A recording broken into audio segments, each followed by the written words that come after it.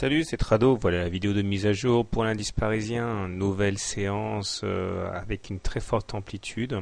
Cette amplitude nous permet quand même de terminer à 1,38% de hausse alors qu'à un moment on était en négatif. D'ailleurs, l'attaque baissière ne s'est pas faite de manière désordonnée puisqu'on est venu tester comme hier le bas de la fourchette d'Andrews rouge. Alors c'est un point un petit peu positif. Il faut bien trouver des raisons de se rassurer pour les haussiers. Puisque tant qu'on n'a pas cassé par le bas la fourchette d'Andrews rouge, eh bien on peut envisager d'aller chercher la médiane ici, d'aller chercher les 3200. Et bien sûr, comme d'habitude, tant qu'on n'aura pas cassé ces 3200, eh bien on sera confiné à l'intérieur de cette partie basse de la fourchette d'Andrews. Les indicateurs techniques sont toujours dans une période de transition vers du plus au moins, en fait, puisque nous avons aujourd'hui un croisement MACD signal de manière très claire ici.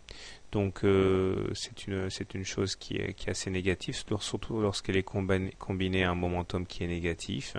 Le stochastique, quant à lui, est dans une situation très délicate aussi, puisqu'il est à 22, donc à deux doigts de passer dans la zone de survente, ce qui ne serait pas non plus du meilleur effet. Je rajoute également que nous avons une deuxième séance de clôture en dessous de la moyenne mobile à 20 séances, ce qui veut dire que puisqu'on est en dessous d'une M20 croissante, et bien tout simplement qu'on est sans tendance. Donc c'est toute l'ambiguïté de la situation. On n'est pas encore en tendance baissière. Pour qu'on le soit, il faudrait que la M20 devienne décroissante, ce qui n'est naturellement pas encore le cas.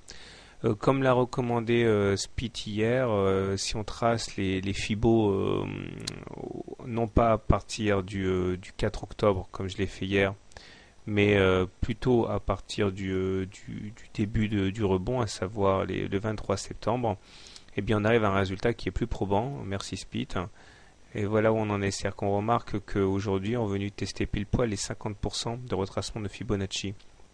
C'est pas anodin, il arrive très souvent qu'on reprenne une marche vers l'avant après qu'on ait eu retracé les 50% de Fibonacci. Or c'est précisément ce qui s'est passé aujourd'hui, aidé il est vrai par le bas de la fourchette d'Andrews rouge. Donc à suivre, en tout cas c'est de bon augure pour ceux qui envisagent un throwback sur la M20, c'est un retour sur la M20. Alors si vous voulez acheter du CAC, eh bien vous avez un bon point d'entrée maintenant puisque vous avez vu qu'on a du solide sous les pattes. Si vous voulez shorter l'indice parisien, eh bien vous avez la possibilité de shorter tout de suite si vous êtes du genre agressif, puisque vous voyez les 38,2% de retracement là se sont révélés intraitables aujourd'hui.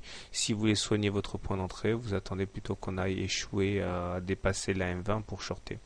Quant à moi, avec le mini sommet là qui commence, je me garderai bien de trader parce que bon, on ne sait pas ce qui va en ressortir. On risque de prendre des variations très violentes dans un sens comme dans l'autre.